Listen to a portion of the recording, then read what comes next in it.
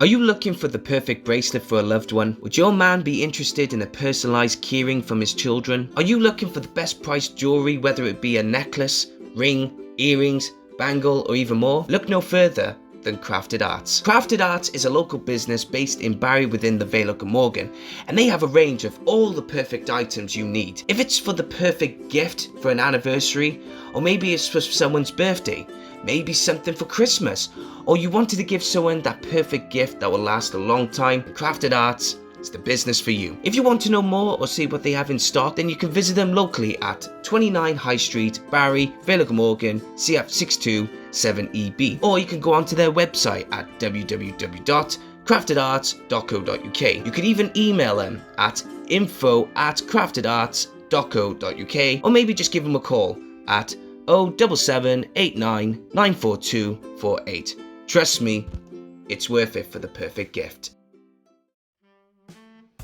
The best thing about Creative Space is that we don't just want to encourage people in being creative in TV, film or even theatre. We also want you to be creative in a variety of other things as well. So do you want to have experience in making jewellery? Do you want to pick up a hobby but do not know what to take or where to start? Then look no further than the Vale Jewellery Workshops. Vale Jewellery Workshops provides the best experience in teaching you how to make the best sterling silver jewellery. They will help you make a range of silverware including rings, bracelets and many more pieces. You will learn the basic silversmith skills such as soldering, texturing, shaping and lots more. Not only do the workshops provide the experience for adults, it also provides the best experience and fun for children as well. So if you want to learn on how to make sterling silver jewelry, and if you're very interested, go onto their website at www.valejewelryworkshops.co.uk or get in touch with them via email at info@valejewelryworkshops.co.uk or even phone them at 07789 794248.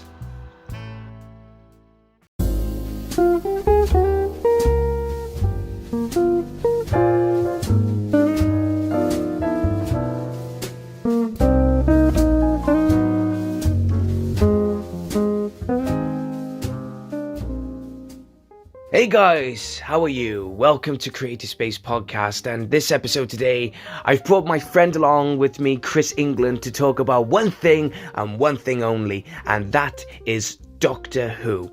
Now, you must be wondering, hang on a minute, Rhys, we've already seen The Star Beast, we're already going into The Wild Blue Yonder the day before. Now, I am going to say this was pre-recorded. We had some predictions, so there's a lot of predictions that have been fulfilled or not fulfilled. So I hope you enjoy it, because we enjoyed talking about Doctor Who. Me and Chris, since we were very young, really enjoyed Doctor Who. We loved everything about Doctor Who. The TARDIS, the Daleks, Cybermen, the Doctor himself or herself, everything about it. And we just wanted to talk about Doctor Who. Now, the thing is, not everyone is going to agree or disagree with some of our opinions, our thoughts, or our approach to things that are going on in Doctor Who at this moment, or back in the day, or in the past, or whatever, right? But as Doctor Who fans, there is one thing in common, and that is the show itself. So without further ado, let's get on to it. It's me and Chris England on Creative Space Podcast talking about Doctor Who. I hope you really enjoy it, guys. And remember, everything that we say, please take it with a pinch of salt. We are not the creators. We are not Russell T Davies. We are not, well, we hope to be one day. But again, it's me and Chris England on Creative Space Podcast. Enjoy.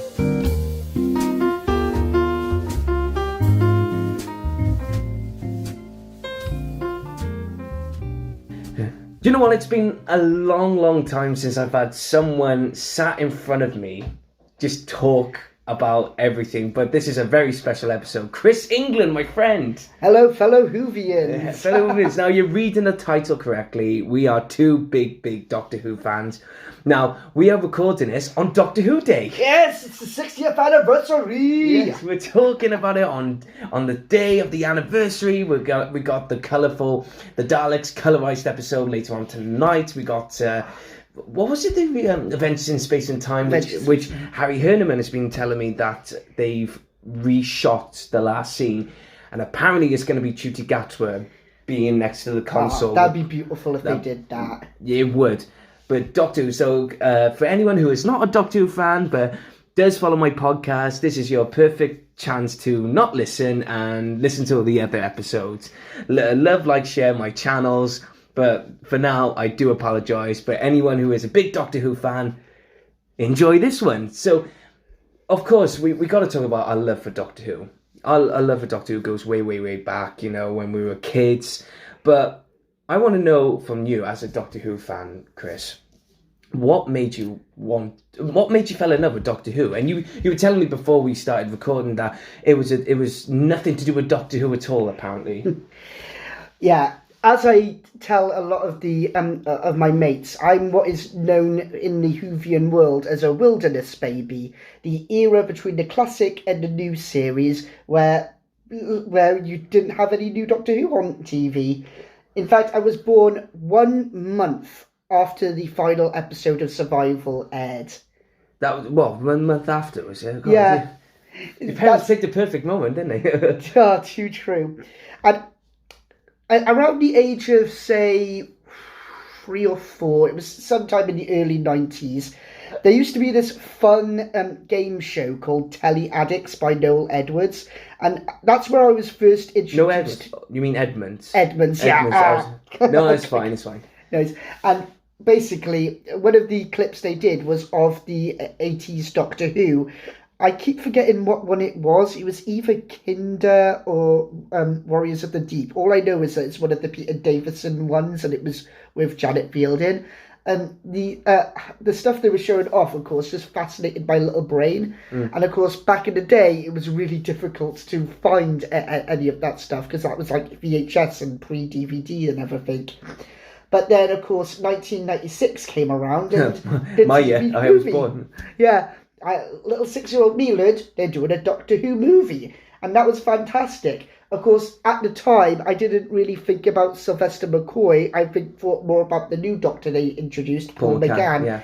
As a result, I could call Paul McGann my first Doctor, though on a technicality, Sylvester McCoy is just as much the first Doctor to me as well. Well, theoretically, though, when you first watched that Doctor Who the movie, it was who started off, Sylvester McCoy. Yeah. So you kind of can say that Sylvester McCoy was your first Doctor. Yeah. Kind of. But then it went into Paul McGann, who is undeniably underrated, I think. And underused, I think. And hopefully with there's been going around this news that there's going to be a spin-off and hopefully 8 episodes, which makes sense, I think. 8 episodes, the 8th Doctor. Just something that puts it to bed, basically. Give Paul McGann his credit where it's due. I think as well, when it comes to Paul McGann, a lot of people say, oh yeah, I always say that he hasn't really had the opportunity, and people always say, yeah, but you never listen to the audios, you never listen to X, Y, and Z. And I said, well, yeah, that's fine, because obviously Doctor Who was at a point where the only source materials that you can obtain were the comics, the books, and the audio. And fair play to Paul McGann, he trooped it on and was like, yeah, I'll do him, no problem, because he is the Doctor. Oh, yeah. And I think still the longest running Doctor. I've had loads of debates about that, because obviously with Tom Baker being the longest in TV, I'm thinking, yeah, but in general Paul McGann is, because there was a huge gap with Paul McGann and Christopher Eccleston, and then obviously a bit of a gap when Sylvester McCoy started, but then when he had to regenerate, I always felt like, well, that is it. He's done as a Doctor. He will always be the Doctor. So let me ask you this, right? Sticking on to the spin-off for Paul McGann's Doctor. Now, I got it down here as what we do as showrunners, right? Now, we could talk about the current run, the current ones in a moment, but in terms of the spin-off, if you're in charge of writing the 8th Doctor's story arc, or storylines, as you say, what would it be? What would you love to see depicted in that moment? Oh, that's a difficult one to say. Coming from the one who's mostly known him through the audios and that, I always loved the stuff they did on there when they did the anti-time arc, the Divergent arc and everything. personally, I'd love to bring back some of the companions from those audios. They have been canonised thanks to Stephen Moffat, a good chunk of them. And basically, I would just throw in some new adventures, new ideas, and being the hardcore one that I am, I always like to try and bring extended lore into the main TV series. Like, I would love to see characters like the Fortosaurs or the Virons appear on TV, because they're just fascinating ideas. These ideas of these ancient pterodactyl-like creatures soaring through the time stream, or these mysterious android-like beings that are always trying to stop the latest plague going around. Yeah. Would you bring in the classic villains, obviously like the Daleks, the Cybermen, or the Time Lords? Would you bring in any of those? The classic monsters, the classic villains, or the classic characters? Would you do that? Oh, I would. I would definitely bring in the Daleks, because, come on, who doesn't like a good Dalek? Yeah, and who wouldn't? But not in there. But would you bring in classic?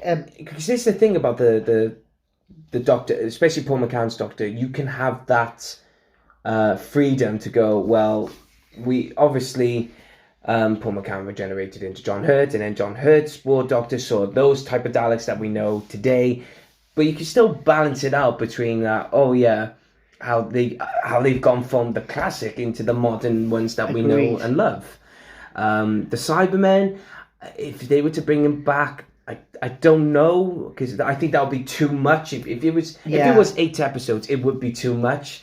But if they were to bring the Cybermen back, I would assume that they would have a classic look to them. It's got to be classic looks. I would go with the 80s classic, because personally, my favourite Cybermen design is the 80s classic. There's just something about the look, the silver chin that moves when they're talking, and no offense to Nick Briggs, I love his voice as the Daleks, but for me, David Banks will always be the voice of the Cybermen, particularly the Cyber Leader.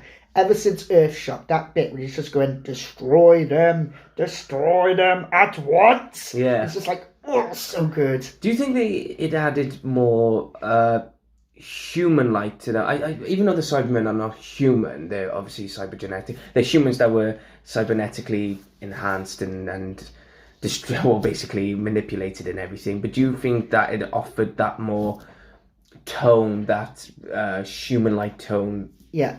Resemblance. Yeah. I do like that, because it does show off what they used to be. They used to be these Mordacian humanoids, and now, and then when it just shows like where they've been cyberized and everything, it's such a terrifying thing. Do you think as well, in obviously still carrying on with the Paul McCann story arc, do you think that in two things, when we should be introducing, or whoever is going to be in charge? I know Russell T Davies might, but then he might give it to someone to go, right, I'll write the first episode, now lead the way. Do you think they will introduce new monsters that will plant the seeds for the future for Doctor Who to use? Do you think they will do that? I think that would be an interesting idea if they introduced new designs and that, Yeah. And do you think they should have, in your honest opinion, do you think they should have the Eighth Doctor meeting his future self? I always love multiple Doctor storylines. I always have. Like, one of my favourite ones they did with the Eighth Doctor was, ironically, 10 years ago, the 50th audio, like at the end, because I loved him bantering with the Fourth Doctor. What was that one then? Light at the End was a 50th anniversary audio. It basically had all of the classic Doctors together, because the Master had teamed up with a group of weapons manufacturers. I keep forgetting the name for them. But basically, he set up a trap that would cause the TARDIS and the Doctor to no longer exist. Oh, wow. Yeah. See, this is why I need to start listening to the audios, because they sound...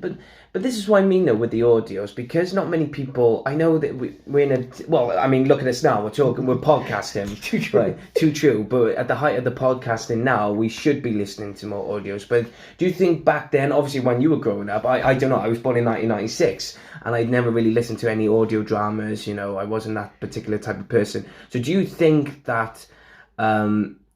there is a justification that there should be an Eighth Doctor stories for television, because that way then people can follow it more easily, do you think? I think I agree with it, because there's so many stories you could tell with the Eighth Doctor as well. Yeah. And considering the change of considering the build up to what was the new series Time War and where he was at the beginning of the TV movie, there's just so much you can do with those stories. Because at the end of the day, his age, I mean, he looks good for his 60s. Oh, it's great, yeah. In all fairness, he looks great for his 60s. And you can, like you said, you could do so much with it. And it's not as if to say, oh, yeah, we're following him off from here. It's like, there he is, this is what... And I think that's what people would love to... They just go, we just want to see him in action. See him, not listen and imagine things, but, see him in action. And that's what we love. That's what we love to see. So... Now, you've said you were introduced in that way on a Noel Edmonds show.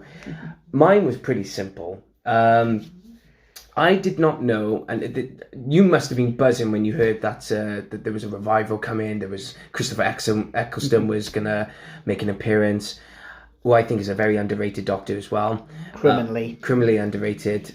And I'll get onto him in a moment. However, when I was at my cousin's house and I was completely oblivious to Doctor Who. I did not know the hype. I was not at all interested until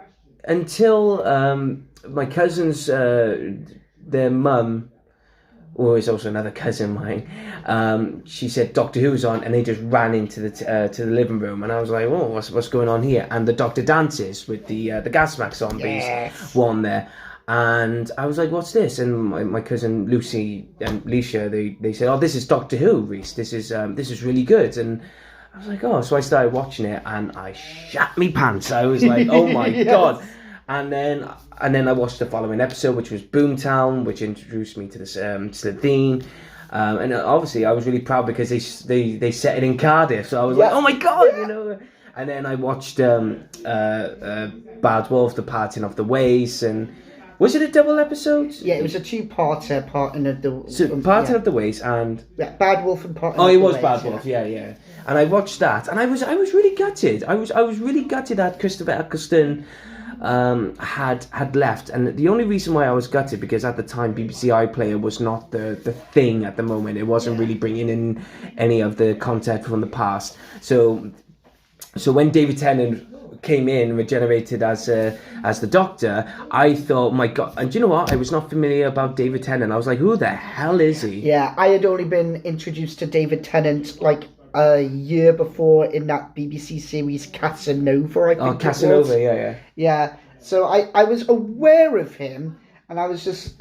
and I don't know if I keep forgetting whether Christmas Invasion came first or Harry Potter 4 came first, but one of the two. But it's like, I had like a good knowledge of David Tennant and what he had done at that point, yeah. I think Christmas Invasion came, and then came first, and I think then Harry Potter 4, which was what, the... Goblet of Fire, yeah. My personal favourite of the Harry Potter ones. Do you know the reason why Goblet of Fire, apart from Prison of Azkaban, and this is about Doctor Who, people, not about Harry Potter, but the reason why I enjoy Prison of Azkaban, it took a different route. It took a very horrifying horror route, and it took, a more... I just love Gary Oldman as Sirius Black. I just absolutely adore him in that. And the reason why Goblet of Fire is another one is because of David Tennant. Yeah. And the thing is, he was only in it for what, like about 10 minutes? 10 minutes, yeah. Yeah, and he had such a profound effect. He had the most important, effective character. Yeah. And Brendan Gleeson as well. We all love a good Brendan Gleeson. Of course, yeah. Now, we are talking about, and apologies if you listen in the background, that my uncle and grandfather are having a big debate about something, so I don't know what it is, but we're going to carry on. Yeah, so I was introduced to David Tennant then, and one of my personal favourite episodes, not just of David Tennant, but of Doctor Who, is the Christmas Invasion. It just has that nostalgic effect that I just love about it. It is it's my joint favourite of the Christmas specials, up there with Matt Smith's Christmas Carol. The Matt Smith's Christmas Carol one? Yeah. Do you know, it wasn't really my favourite. I don't know why. I think it'd probably be a bias because we had the late, great Michael Gambon in it. Mm. Yeah. And Catherine Jenkins was in it. Oh, yeah. Well, she makes everything gold, in my opinion. I don't know. To be perfectly honest with you, I don't have any fond memories of Matt Smith's or even Peter Capaldi's, apart from Twice Upon a Time, because I really liked that David Bradley was brought in to play the first Doctor, which he deserved without a shadow of a doubt. But there was not many Christmas specials that stood out for me between Matt Smith and Peter Capaldi, and that's me saying something. That's not me being a David Tennant fan or something. That's another thing. I'm going on a sidetrack rant here, and this is where people need to understand this, right? If you're a Doctor Who fan like us, we will go. I mean, I'm going to go in depth now of how I got into Doctor Who a little bit more, but a lot of people say, "Oh, I stopped watching it when David Tennant left," and it's like, "Well, you're not a Doctor Who fan then." I'm sorry, you're not. You're a David Tennant fan. You watched it purely for David Tennant, which is fine. But, don't go up to another person saying, "I don't like the now Doctor Who." "Oh, have you seen it?" "No, I haven't." "Oh, well, you're not a Doctor Who fan then, I'm sorry, I mean, I sat through watching, Jodie Whittaker and Chris Chibnall's. I mean, we always speak to Harry, and Harry's like, "Well, I'm not a big Chris Chibnall," but each is to their own. Yeah. So, but I always have Christmas Invasion, The Runaway Bride, The Voyage of the Damned. Voyage of the Damned, yeah. Yeah, Voyage of the Damned, and The End of Time. The Next Doctor. The Next Doctor, yeah. The Next Doctor. That's not my favourite, but I will remember the David Tennant episodes more than I remember the Matt Smith and Peter Capaldi ones. And ironically, there's no Christmas specials with the Jodie Whittaker, but I still enjoyed the New Year's specials with the Daleks. I thought there was something. I'll give Chris Chibnall credit. I really liked how he tried to experiment with the Daleks in terms of the storytelling, but he's not one of my favourite storytellers. Yeah, say what you will about Chris Chibnall, he did make the Daleks more of a threat again. Yeah. Apologies, Moffat, but you put one too many jokes in it at times to try and make it a threat. Yeah, I don't know, there was something about... it's like, as a showrunner, you have that added responsibility of you've got to make these characters more dynamic, or you got to make them bold, you got to make them dashing or whatever, and it's like with the Daleks, a lot of people are getting fed up with the Daleks because they're being overused or they're not being used, and it's a very catch-22 situation with the Doctor Who fans. You either want to, you don't want to. And if I was in charge of Doctor Who, and this is the thing, we're fans of Doctor Who, so we love to talk about it, and this is not, it won't happen, well, it may happen, I don't know, never know, but it's just, if I was in charge in the first season, and if I was to come in my first series, I do what Russell T Davies is doing. Just won't add in the Daleks whatsoever. No. Just give them time and build them up. Exactly. Bring back the menace of the Daleks, in my opinion. Like, build it up in the background. Yeah. Like, there's a new power, a new regime rising. Yeah. And it's like, oh, what's this new power regime? And you don't find out until the second series where it's, oh my God, it's the Daleks. The one thing I do have to admit, I do feel like the Daleks need I wouldn't say an overhaul, but kind of sort out the hierarchy with the Daleks, because there's like different versions of the Daleks around. Yeah. One of the biggest gripes I had during the Moffat era was that stupid Parliament of the Daleks and Asylum of the Daleks. That made no sense. I did not like it. I actually liked it though. I don't think it's so much the Parliament itself. I just didn't like the Dalek Prime Minister. I was just like, why couldn't it have just been the Supreme Council? That would make more sense. Be like the Cult of Skaro. You got the Cult of Skaro, you got the Supreme Council, you got an Emperor. There was no Prime Minister, there was an Emperor of the... Yeah.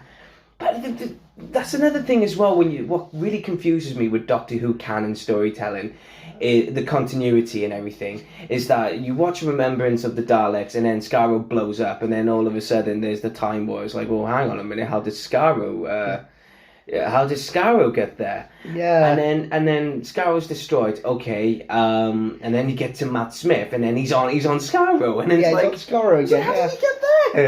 And then it's like Peter Capaldi.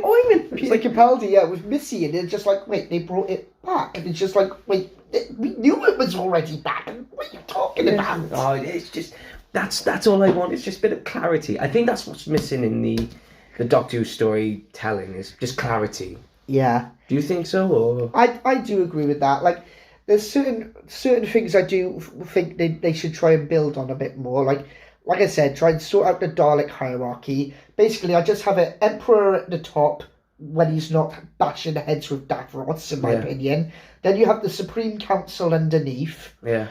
Have how many Supreme Daleks you like to have? 8, 9, whatever. Yeah, exactly.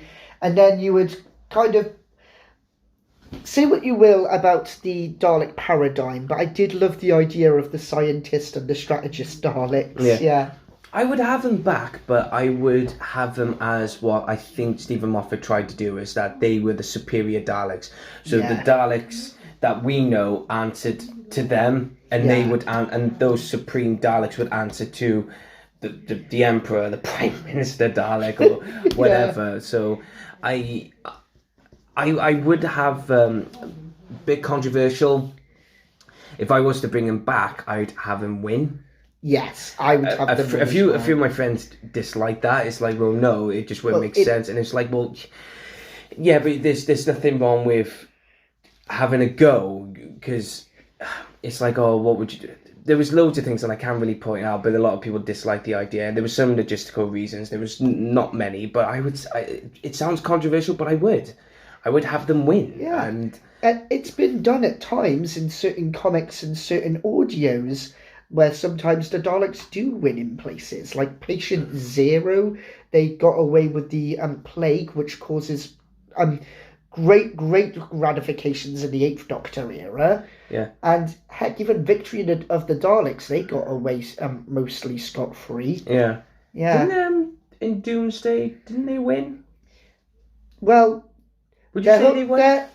Technically, their Genesis arc got destroyed, and all the Daleks got most of the other Daleks vanished. But yeah, I like to think the Cult of Ascaro got away scot-free. Yeah, and they kind of got a constant. I was a big guy. I loved the Daleks Take Manhattan story, but I was a bit gutted that the Cult of Ascaro they went just off. Like that. Yeah, because I do love the idea of Daleks having names. Yeah. Like not all of them. Like say, the Emperor perhaps has a name. Like, I always wanted to have the Emperor known as Kalan, named after their capital city. Do you know what was really funny, though? One of my friend, someone said, I think it was Lewis who said this, right? He said, I told him about the Dalek Sith, Dalek Thay, Dalek Khan, and Dalek Jest and whatever. And he turned around and went, I'm a bit surprised they haven't named, I don't know, Dalek Anthrax or something like that.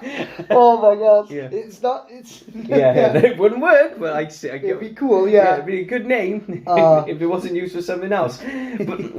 But we've talked about the modern Doctor. We talked about Paul McCann. We got to talk about the classics. Now, this is where I was getting into it, right? I think it was in between. It could have been after the second season. No, not after the second season. After the first season, or I don't know. It's no pun intended. It's lost in time somewhere in between what happened, because it was between either the Ninth Doctor and the 10th Doctor in series 1 and 2.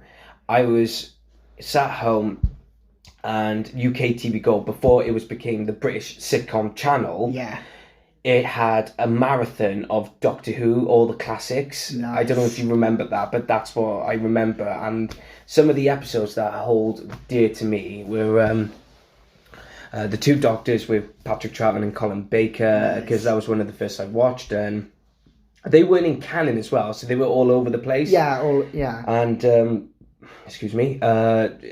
So I saw most of the Colin Baker episodes, and that's why I'm not one of those anti-Colin Baker era. A lot of people say, "Oh, he's the worst one." I was like, "Well, no. I was one of my first classic Doctor Who DVDs that I bought was Revelations of the Daleks." Nice. Yeah, that was my first ever. I walked into Woolworths, and my mum said, "Right, you're gonna pick a film, pick whatever to buy," and I just went over to the DVD section, and this is around about the time where I just saw some of the classics on UK TV Gold. I just saw the David Tennant come in as the Doctor, so I was like, "Oh, I want to have a Doctor Who one," and there it is. It was Revelations of the Daleks, and I watched it, and it just still holds a special place in my heart. It's just brilliant. I love it. Yeah, credit where credit due to Colin Baker. I always loved the gravitas in his voice.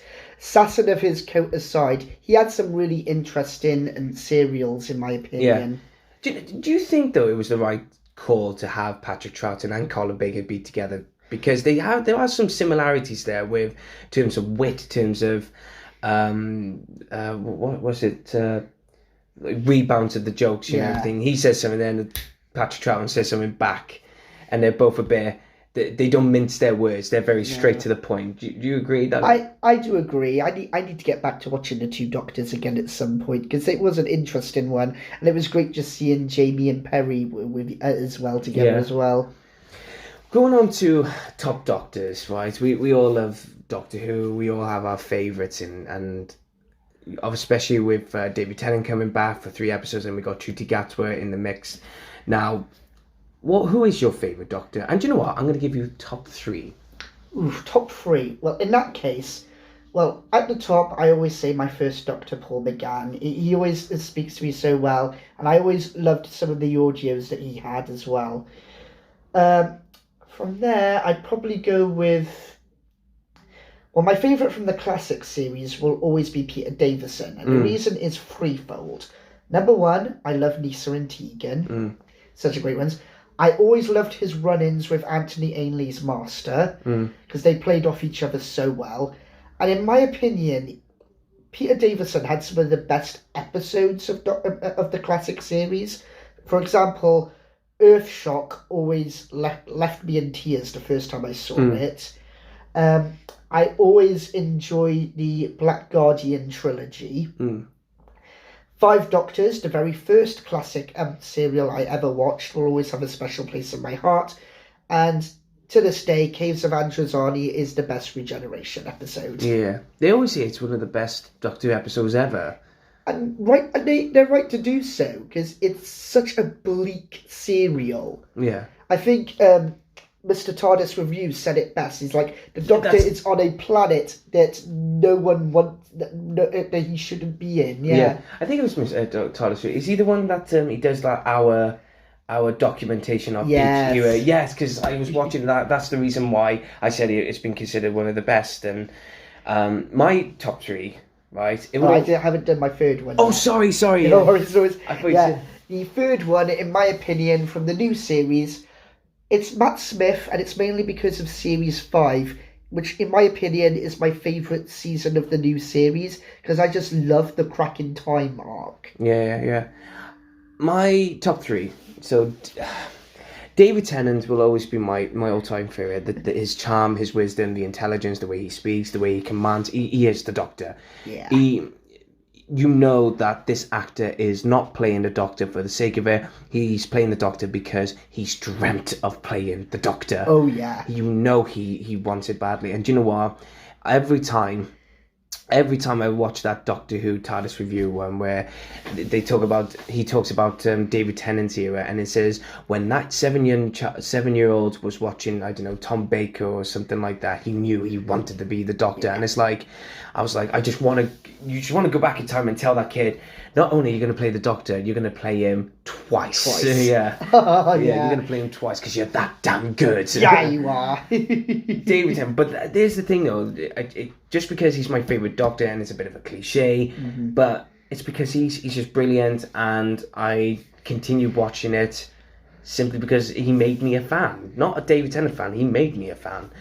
So that's my number 1. Number 2, I had the honour of meeting him, Sylvester McCoy. Yeah. Sylvester McCoy. There was Times champion. Times champion. He was just, I don't know, there was something about him that made me relate to him. Maybe because he was bubbliness, his clumsiness, and his little charm to it. I love the greatest show in the galaxy. I love the Remembrance of the Daleks. I love the Silver Nemesis. I love Battlefield, where I thought Brigadier was going to die. I was like, oh my god, no! And I love the Curse of Fenric. Yes. I love Survival. Do you know what? All my favourite stories are in Sylvester McCoy's era. And every time, Delta and the Bannerman, which is filmed in Barry. Yes. There's something, I don't know what it is about Sylvester McCoy, even Colin Baker's stories, but there's something nostalgic about them. I don't know what it is, but there's something nostalgic. Yeah, for me, because I love Sylvester McCoy's era, I think it's the music tracks by, I keep forgetting what the guy's name was, Linkara was saying it on his review earlier, Dominic McCulloch, I think it was called. I'll have to look it up later. But I loved the soundtracks in the 80s as well, because they just played with the synthesizers and the guitar riffs at times. Yeah. It was just so great. Yeah, so that's Sylvester McCoy is my number 2. And number 3, you may be surprised, you may not be surprised, Patrick Troughton. Famous for the Base Under Siege stories. He's one of my favourites. One of the first stories that I was introduced to Patrick Troughton was the Tomb of the Cybermen. Yes. I loved the Ice Warrior stories. I loved Invasion. My personal favourite, Invasion. I was introduced very young to Patrick Troughton, and there was just something about Patrick Troughton then, a bit like Sylvester McCoy and David Tennant, where he spoke to me. It's something that resonated. Maybe it's because I'm very I don't mince my words, so I'm like, oh yeah, you better do this, and I was like, oh my god, I got it from Patrick Troughton. I did. Yeah. And the thing about Patrick Troughton, he was ahead of his time. He was. It was. I don't know if you watched the homemade video when they were interviewing him in America. I don't think this was the one where he was. It's not the one where before he died. It was. I think it was one of the trips, before.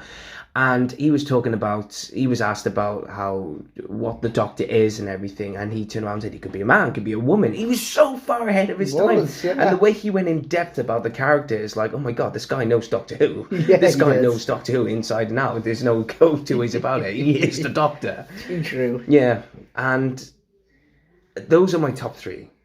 Yeah. And if someone said, I would love to see Rhys Shearsmith play the second Doctor.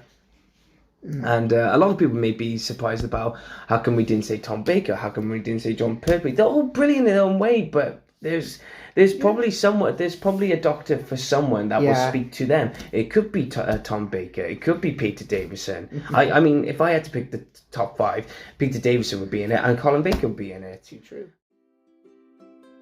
Are you looking for the perfect bracelet for a loved one? Would your man be interested in a personalised keyring from his children? Are you looking for the best priced jewellery, whether it be a necklace, ring, earrings, bangle or even more? Look no further than Crafted Arts. Crafted Arts is a local business based in Barry within the Vale of Glamorgan, and they have a range of all the perfect items you need. If it's for the perfect gift for an anniversary, or maybe it's for someone's birthday, maybe something for Christmas, or you wanted to give someone that perfect gift that will last a long time, Crafted Arts is the business for you. If you want to know more or see what they have in stock, then you can visit them locally at 29 High Street, Barry, Vale of Glamorgan, CF627EB, or you can go onto their website at www.craftedarts.co.uk. You could even email them at info@craftedarts.co.uk, or maybe just give them a call at 07789 94248.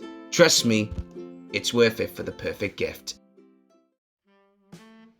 The best thing about Creative Space is that we don't just want to encourage people in being creative in TV, film or even theatre. We also want you to be creative in a variety of other things as well. So do you want to have experience in making jewellery? Do you want to pick up a hobby but do not know what to take or where to start? Then look no further than the Vale Jewellery Workshops. Vale Jewellery Workshops provides the best experience in teaching you how to make the best sterling silver jewellery. They will help you make a range of silverware including rings, bracelets and many more pieces. You will learn the basic silversmith skills such as soldering, texturing, shaping and lots more. Not only do the workshops provide the experience for adults, it also provides the best experience and fun for children as well. So if you want to learn on how to make sterling silver jewelry, and if you're very interested, go onto their website at www.valejewelryworkshops.co.uk or get in touch with them via email at info@valejewelryworkshops.co.uk or even phone them at 07789 794248. We're going to get down controversial now, a bit controversial, Here we go. and talk about Chris Chibnall and talk about Jodie Whittaker's era of Doctor Who, because a lot of people are so excited. I say a lot of people, there is a part of the Doctor Who community that loves the fact that is no more, and there's another part that really liked Chris Chibnall, really liked Jodie Whittaker. What is your take as a fan? As far as the Chibnall era goes, I was pretty interested when they revealed Jodie Whittaker as the Doctor, because I've seen a few bits of her in Broadchurch and everything, and I thought she could pull it off. And I don't know why, she always gave me Romana vibes when I first saw her, so she's like, okay, we're off to a good start. That being said, the Chibnall era, what really annoys me about the Chibnall era is how fast-paced the plots can be at times, or how sometimes some stuff can just easily just be forgotten. Yeah. It didn't help that we had what was basically the early Fifth Doctor era problem at the time, when there was like one too many companions. Yeah. And the biggest problem I found is like most of I think I got it from Yaz at the most. It's like some of them just didn't have a really good character arc. Graham had a really good one in the very first season where he's trying to adjust to a life without his wife. And I did love Dan Bishop with his little run with trying to get to see his girlfriend. John Bishop, yeah. Yeah, John Bishop. Playing Dan. Yeah, Dan, yeah. That was a good one, yeah. I didn't like, was it Ryan? Was it? What was the Ryan other? Sinclair. Yeah, I didn't like him. He was just boring. He was boring. And the way he reacted, he was like, oh my God, it was so dry. Yeah. No, I thought, oh my God, get rid of him. And yeah. I liked Graham. I thought there was going to be some conflict between Graham and the Doctor because of obviously Graham was a little bit older, but I thought there'd be two. Yasmin I liked, but I liked to a certain point. I felt like she knew more than the Jodie Whittaker's Doctor knew more. Yeah. She was more advanced. A lot of people probably say, leave Yasmin alone, or you leave Jodie. It's not bashing. It's just There could have been I felt more. I felt so sorry for Jodie Whittaker because her letdown was the writing. Yeah. The writing. Chris Chibnall just did.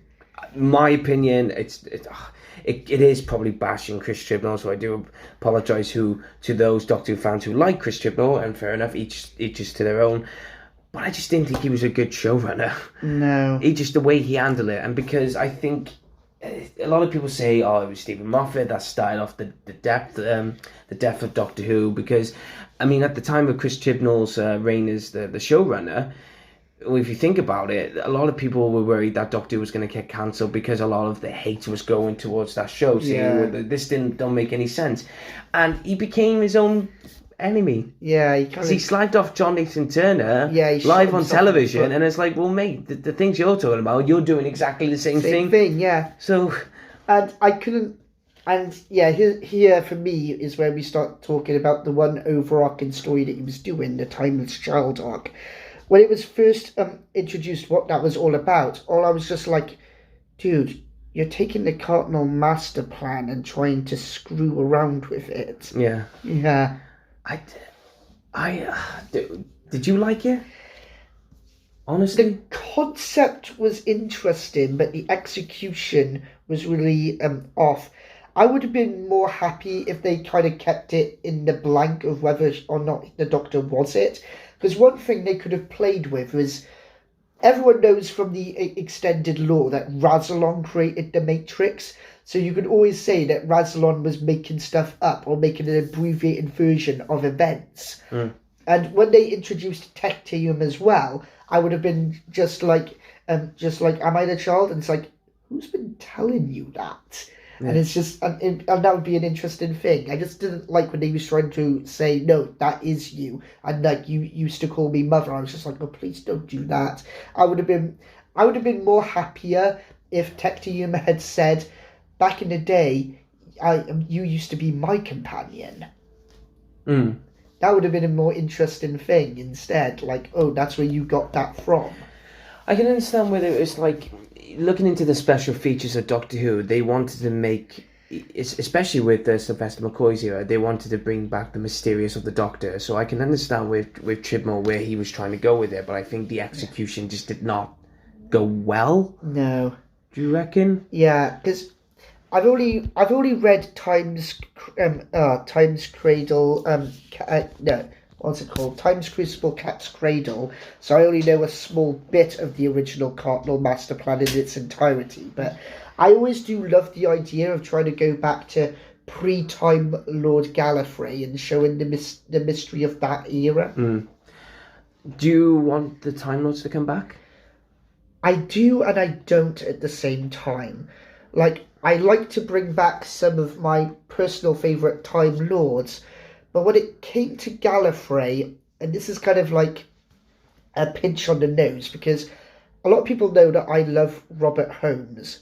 He's my favourite classic Doctor writer, and he was the one who wrote The Deadly Assassin, which was the very first one that actually took place on Gallifrey as a whole.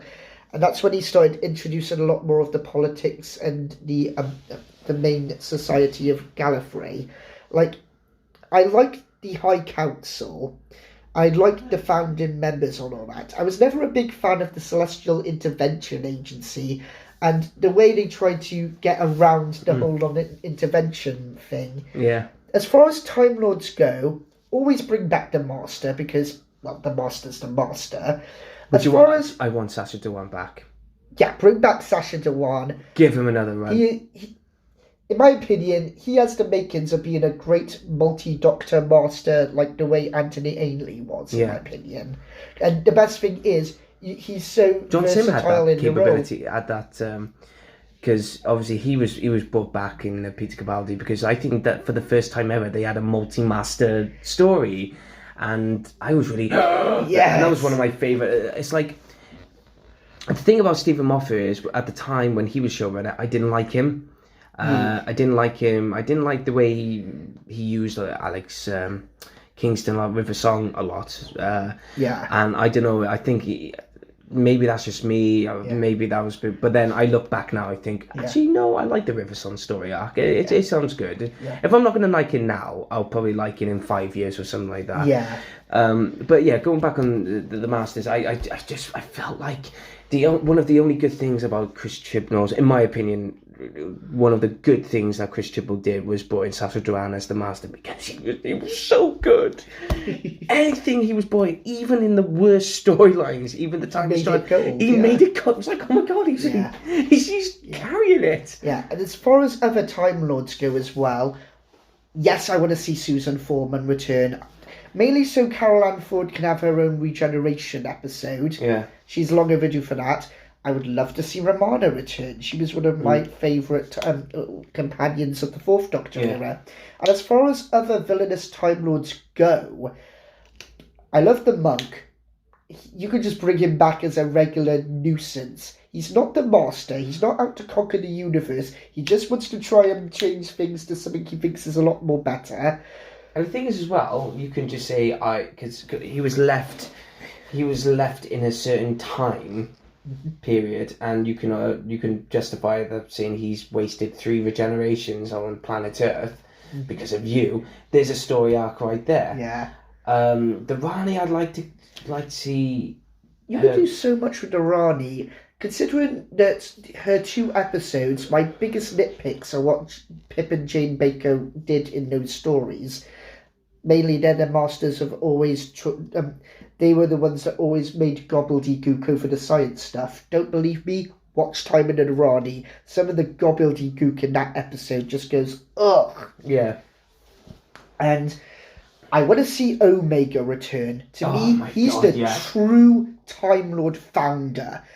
Rassilon may have set the laws. Tectium may have given us the regeneration. But Omega, he gave us the legit Eye of Harmony. He's the one who made time travel possible. Yeah. And he is such a tragic character with the antimatter you know what? universe. I'm putting you on the spot now, Chris. Yeah? I am putting you on the spot. How would you bring it back? Here we go. Well, you can have it. You can have it. He's still trapped in the Omega universe, and but when he still has Peter Davison's form. Oh. Yeah, because remember, in Arc of Infinity, he stole the Doctor's biodata. Yes, it was starting to fall apart, but it was still there. Yeah. Ooh. Yeah. So you bring in Peter Davison to play Omega then? Yeah. Oh, you clever bastard. Well, clever. They kind of did it in the audio Omega as well, where he kind of had a identity crisis where he was shifting between the Doctor and Omega. Yeah. Well, put it this way as well. If Peter Davison, if you were to bring him up, but obviously you'd like to see a regeneration. Everyone likes to see a regeneration. Who would you pick as your Omega? Oh, that's a difficult one. Because Omega always had a big booming voice to him. I've got an idea. Go for it. Well, two. He could play the Doctor for me, but he can also play Omega. Michael Sheen. Oh, yeah. Yes, Michael Sheen. Yeah, oh. And it would just work so well because he would be perfect as the Doctor, and I think it's long overdue now for a Welsh actor to play the Doctor. Oh, yeah. We've had how many Scottish actors are now? 3. Yeah. We've had Sylvester McCoy, we've had David Tennant, we've had Peter Capaldi, which I love. I love Peter Capaldi as well. I love Peter Capaldi. We've had so many English actors playing the Doctor, but I would just love just even for one series, just have a Welsh actor play the Doctor. And I just love, I would just picture now, he regenerates and he just goes, oh, I'm Welsh! And he just, but yeah, Michael Sheen as Omega. And the one final Time Lord I'd love to see, that's such an obscure one, Morbius. Time Lord of the first rank who turned himself into a conqueror. But didn't he have like a body of a weird? It's like a It's big because his body got destroyed by the Sisterhood of Khan, and his cult decided to put him in that stupid Frankenstein body. Yeah. There's so much I would, because that's one of the things that I would have done as a showrunner, have a Time Lord themed episode story arc.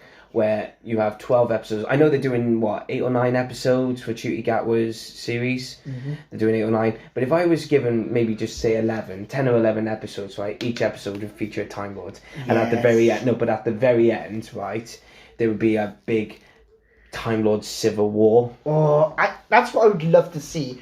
One of my great stories that I always wanted to do was have Morbius take over Gallifrey and basically turn it into his own hellish nightmare on Earth kingdom. Well, this is one of the things that I was going to talk about as a showrunner for Doctor Who, and I'll tell you one of them is there were so many of how I could put it in, but in this series, like I said, I would have each story would focus on the Time Lord. The first episode would be the Master, just bring in the Master, but the Master at the very end would go, I didn't blow up Gallifrey, what you saw was, and I would insult the audience a bit, it would probably get shot in the foot because of it, but I would say, yeah, I didn't blow up Gallifrey. That Gallifrey that you saw, that was just another alternate universe. Yeah. And the thing is about Gallifrey, there's only one Gallifrey. Gallifrey is in charge of time and other worlds, so I would do it that way. Yeah. I would try, because I know it's like Omega. The only reason why we have not seen Omega back is because someone has the rights or something to Omega. That's a shame. That's the reason why Doctor Who, the first episodes of Doctor Who, someone owns the rights to them, and selfishly they're not giving it away. And I'm like, well, you're an asshole. Yeah. But I tried to have the Rani back, but you know what would be the perfect thing all the way through it, right? He's seeing the monk, he's seeing the Rani, he's seeing this, he's seeing that. But every time I bring each episode in, right, at the very end, there's like Time Lords in black. Ooh. So seeing the same outfit, a bit like the Valiard. Oh, yeah. That's another one. I bring in the Valiard. No, yes. I bring it. No, hold it there. So after every single episode, there's a person in a tomb, right? Like a prison in Gallifrey. Yeah. He's in cuffs, he's in gold, he's just covered in gold. And he's just laying there, and you could tell he's just psychotic, he's just there. And you don't see his face until maybe episode 8 or 9. Okay. And these Time Lords in black, they're like the I don't know, the guardians of lost souls or something like that, and they're telling him, oh, the Doctor's done this, the Doctor's done that, and it turns out it's Omega locked away in a Time Lord prison, and the reason why they've locked him in there is because during the Time War they resurrected Rassilon, that cocked up, so the men in black, they'll be like the guardians of lost souls, so they've been tasked to resurrect and bring back Omega.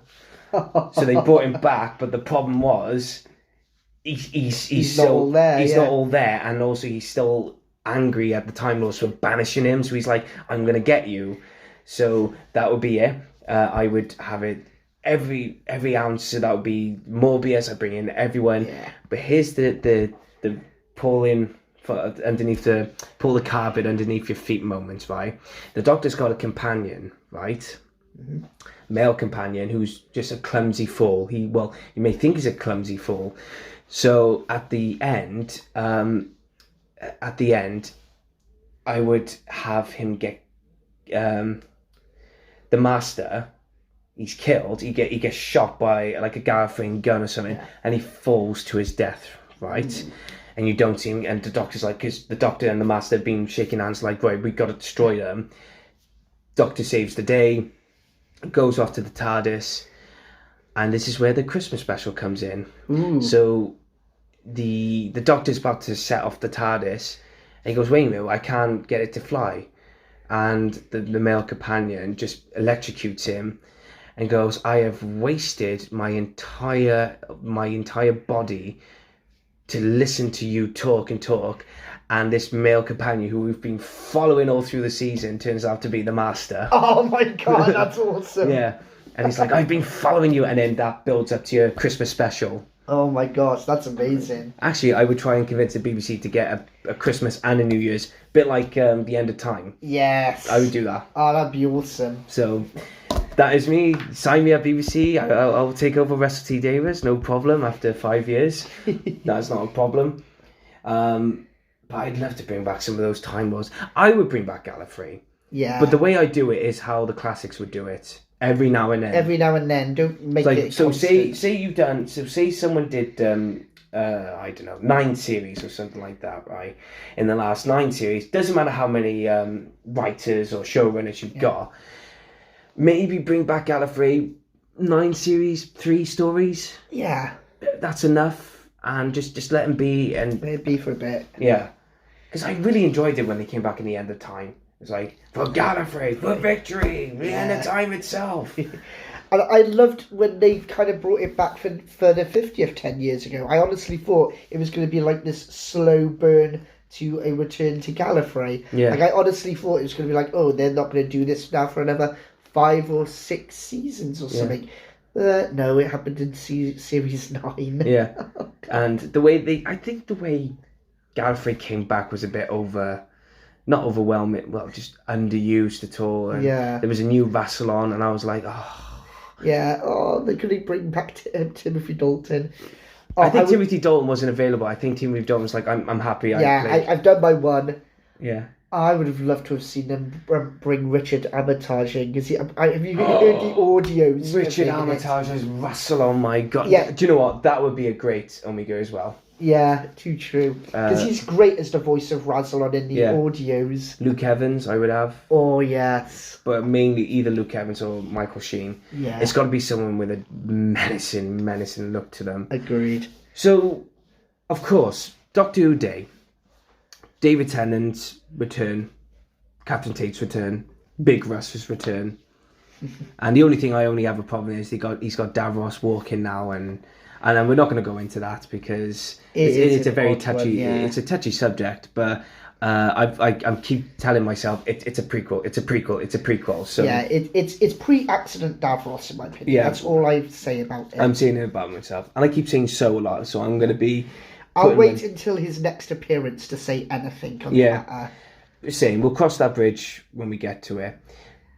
We all know David Tennant's going to be brilliant. We all know the band is going to be getting back together. I'm more looking forward to Neil Patrick Harris as the Toy Maker. Yeah, same here. One of the most obscure characters of the First Doctor era, and has some interesting bits of lore in the extended verse. Yeah. Do you think they will kill the Toy Maker off? Because I read that he can die. Yeah, he's a centuries. He's older than the Doctor. Yeah, in the extended lore, the Toy Maker is what's known as the Crystal Guardian. He's like one of the Guardians of Time, like the White and Black Guardian. So he's the Guardian of Dreams. So yeah, again, he's older than the. Wait a minute, Guardian of Dreams then. So that means was Toby Jones the Toy Maker? Maybe. Was he? Oh, could be. Yeah. But yeah, like he's one of the guardians of like what was like the sixth dimension, the sixfold gods they're called. So yeah, they're above and beyond Time Lords. They can shut down the TARDIS with a thought. Yeah. Yeah. It's like, yep, done. Because that's what could happen in the... Cause if you notice in the trailers, the TARDIS just runs away.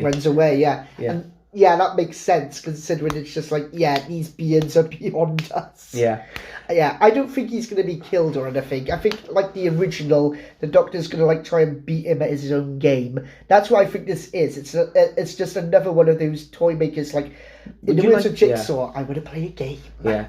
Would you like, after this episode, would you like to see... I know we're jumping the gun a bit because we haven't seen The Giggle, because it's called The Giggle. Yeah. But would you like to see Neil Patrick Harris come back as a recurring toy maker, or would you see different actors play the toy maker? Or? I think we'll see other actors play the toy maker, because it has been explained as well that the Guardians can change their form as well. So if the toy maker is anything like that, he probably would do that as well. Yeah. What do you think on Ncuti Gatwa being the Doctor? I'm pretty interested. Like, being a TV extra, I was on set with him on Sex Education. Oh my god, don't start with... Oh my god. I know, it's a story I don't need to go into, but from what I've seen of that, I think he's going to make a really interesting Doctor. Yeah. What kind of Doctor do you think he'll be? It's a difficult one to say, because we've only seen one particular clip where he's just saying, can someone tell me what the hell is going on? Yeah, but what in your fantasy booking, let's say, how do you think, and the way he's dressed as well, the way it don't bother me. I love the kilt, man. I'm thinking, man, he is bossing the kilt. Yeah, he is. What type of Doctor do you think it is? Because I reckon Ncuti Gatwa was going to be that particular Doctor where he's been there and done that. Agreed. In the sense that he just knows he's going to be that. I think that mature Doctor. A lot of people think, because you got some of these people who are just assuming that, oh my god, he's going to be the gay Doctor or anything like that. And I'm like, no, he's not going to be like that. Nothing that mundane. I think it's going to be more on the line. Yeah, I do believe he's going to be like a mature Doctor. I think he's going to be stemming between the lines, and this is an odd comparison, between John Pertwee and Sylvester McCoy, where it's like he's straight narrow to earth. It's like a very proactive Doctor. I agree with you there. I just look forward to seeing what he can do. Yeah. Do you have an issue? I don't particularly, but do you have an issue where Russell T Davies said, "Oh yeah, it's going to be called Series 1 or Season 1"? I'm hit and miss with it. Like, I still consider it to be the next season anyway. Yeah. So if he's gonna take it back to basics, heck, they could have done that with Series 10 when they called the episode the pilot. Yeah. I just don't know with when it comes to costumes, right? We are familiar with each Doctor with their own costume. Now, my opinion with the costume making is like, look at David Tennant. He had the similar suits but in different colour. Matt Smith had the same look but in different colours and way, but you could tell it was still... Yeah. Peter Capaldi, he was just all over the place. With Jodie Whittaker, she had the same. Same, yeah. But I'm seeing Ncuti Gatwa in so many costumes, so many designs. I'm like... I just don't want... I don't want it to be all over the place with it. Yeah. I'm hoping that those other costumes are just for that particular time and era. It's just like it's just going with the flow of the era. Yeah, because I really liked the outfit with the brown leather coat and the shirt and the trousers and those trainers. I was like, oh my god, it looks good. Yeah, those look good. And he looks really good as the Doctor. He looks good as Doctor. He looks like the Doctor. Oh, yeah. But what can he do it? Only one way to find out. In 3 weeks' time. I've always said there's no such thing as a bad Doctor. There is such thing as bad writing, but that's neither here nor there. Is that what Tom Baker said? Radio Times. Yeah. God, have you seen Tom Baker? Oh, My God, that man. 89, he's pushing 90 soon, and it's like, a lot of people's like, oh my god, he looks frail. It's like, Yeah, because he's pushing 90. 90. What do you expect? What do you expect him to do? But he's still doing really well with. He's still doing really well with the audios as well. He's done a few really good ones. He wrote Doctor Who book as well. Yeah, he did. That's right. The Slenderman one, wasn't it? Right. Yeah. All I know about that one is that it has Sarah Jane Smith in it and Harry Sullivan. Yeah. One of my favourite underrated companions. He should have been in there for an extra season. And that's Doctor Who all over. Yeah. So, last question. What do you hope for in these 3 specials?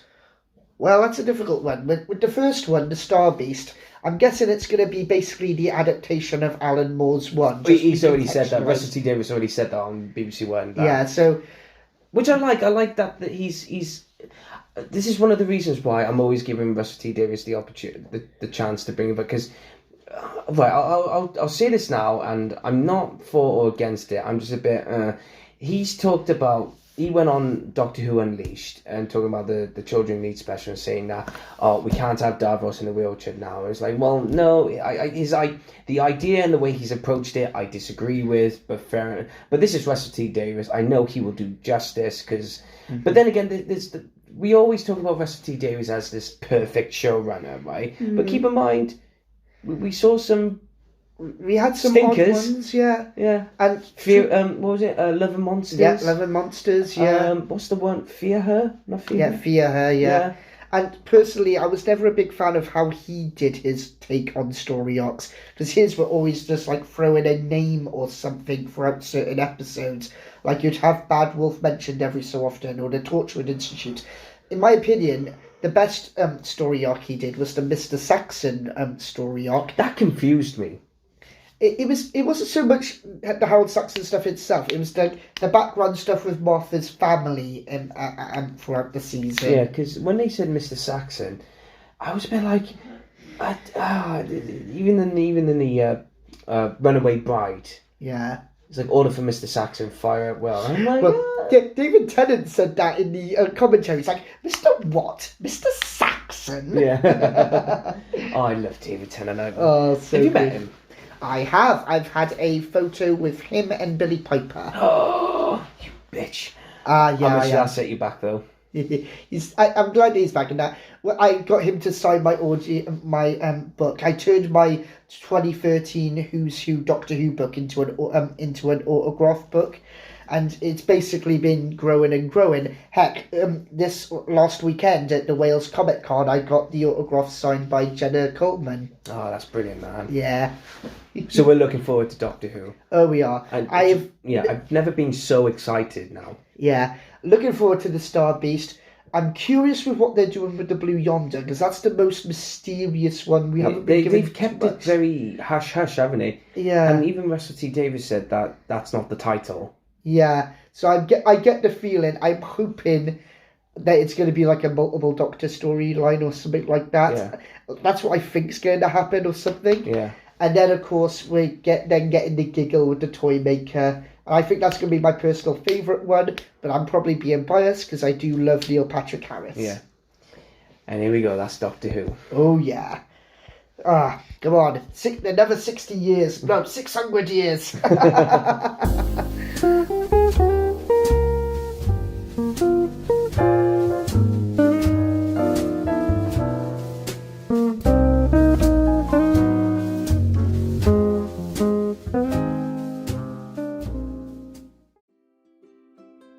Are you looking for the perfect bracelet for a loved one? Would your man be interested in a personalised keyring from his children? Are you looking for the best priced jewellery, whether it be a necklace, ring, earrings, bangle or even more? Look no further than Crafted Arts. Crafted Arts is a local business based in Barry within the Vale of Glamorgan, and they have a range of all the perfect items you need. If it's for the perfect gift for an anniversary, or maybe it's for someone's birthday, maybe something for Christmas, or you wanted to give someone that perfect gift that will last a long time, Crafted Arts is the business for you. If you want to know more or see what they have in stock, then you can visit them locally at 29 High Street, Barry, Vale of Glamorgan, CF627EB, or you can go onto their website at www.craftedarts.co.uk. You could even email them at info@craftedarts.co.uk, or maybe just give them a call at 07789 94248. Trust me, it's worth it for the perfect gift.